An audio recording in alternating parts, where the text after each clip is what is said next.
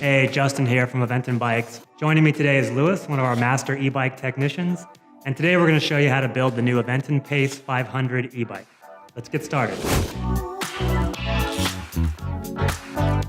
Let's do a quick review of the tools you'll need.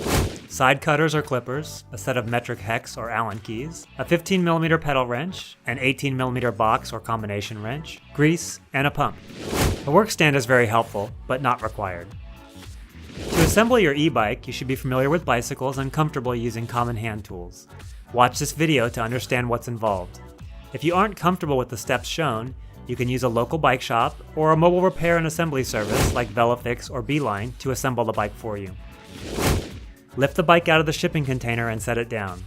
Cut and remove all zip ties, foam, and cardboard padding, but don't discard the box or packing material.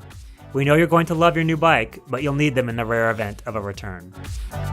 Pick up the rear wheel and back off the axle nuts. Note that each side of the axle has a specially shaped keyed washer. The key should face down, hanging below the axle. If the key faces up, it would prevent the axle from fitting completely into the dropout. Lift the bicycle frame off the ground, put the chain onto the first cassette cog, then slide the rear wheel into position. The disc brake rotor will need to fit into the matching slot on the brake caliper. If it's blocked by a black plastic spacer installed between the pads, simply pull it out before proceeding. Pull the wheel firmly into the dropouts and then tighten using your 18mm wrench. If you have a work stand, you can put the bike into it now, but if not, you can simply rest the bike on the box for the next steps. Use your hex key to loosen and remove the cap on top of the fork steer tube and set it aside. The fork is protected during shipping with a cardboard sleeve or spacer. Remove and set that aside also. In its place, we're going to mount the bicycle stem. The bolt you can reach on the top of the stem with your hex key sets the bearing preload on the headset. The bolts on the side of the stem hold that preload adjustment and also hold the stem in place. You can set them loosely for now. We'll return to these later in the assembly process. Next, grab the saddle and seat post assembly. Apply grease to the interior of the bicycle seat tube and to the seat post.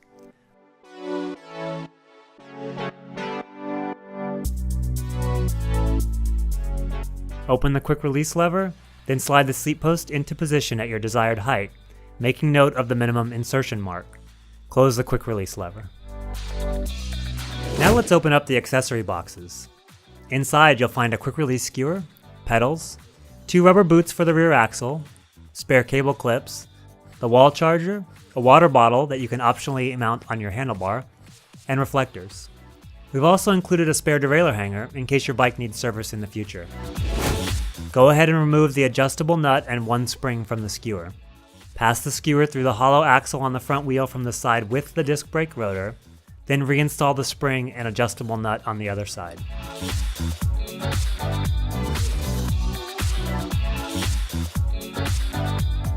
Now we're ready to install the front wheel. Take the bike off the box and move the front wheel into position. When you're ready, use the adjustable nut on the quick release to set the preload correctly, then close the quick release. It should take a good amount of force to close, enough to leave an imprint on the palm of your hand.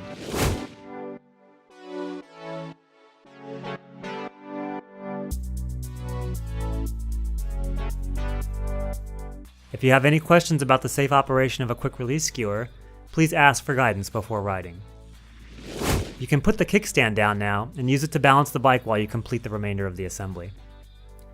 As before, if there is a black plastic spacer blocking the way between the brake pads, pull it out. Remove the mounting bolts with built-in washers. Slide the caliper into position. The brake rotor from the front wheel should go into the matching slot on the brake caliper.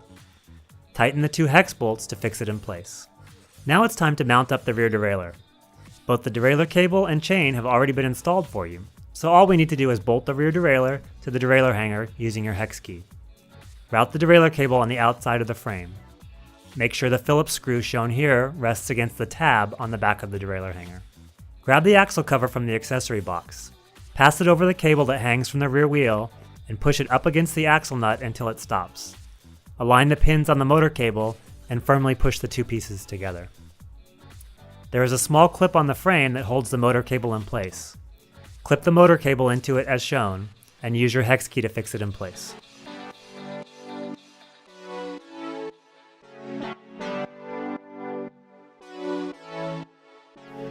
Grab the pedals from the accessory box and grease the threads. Note that the pedals are labeled left and right. The right pedal goes on the rider's right, the side of the bike with the drivetrain, and the left pedal goes on the rider's left, the side of the bike opposite the drivetrain. The right pedal and right crank arm have right-hand thread and tighten clockwise.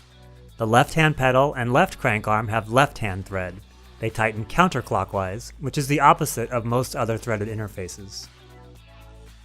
There's also a sticker on the crank arm to remind you of the thread direction. If you feel an unusual amount of resistance or can't get the pedal to start, please stop and ask for help, because bicycle crank arms are made from aluminum and are easily damaged by the harder steel threads on the pedal axles. You should be able to thread in both partially by hand before tightening with the 15mm pedal wrench. The pinch bolts on the side of the stem hold it in place. Loosen them so that the stem can be turned so it aligns with the front wheel, then tighten back down. We're almost done! The battery slides in from the left side of the bike. Angle it so the bottom part moves into place first, then firmly push from the top. To remove it, turn the key to the unlock position and pull on the lever. Your Pace 500 has two buttons that both need to be in the on position to ride. The first is here, at the top of the battery, and the second is on the handlebar controls. Here it is, the fully assembled and ready to ride Pace 500.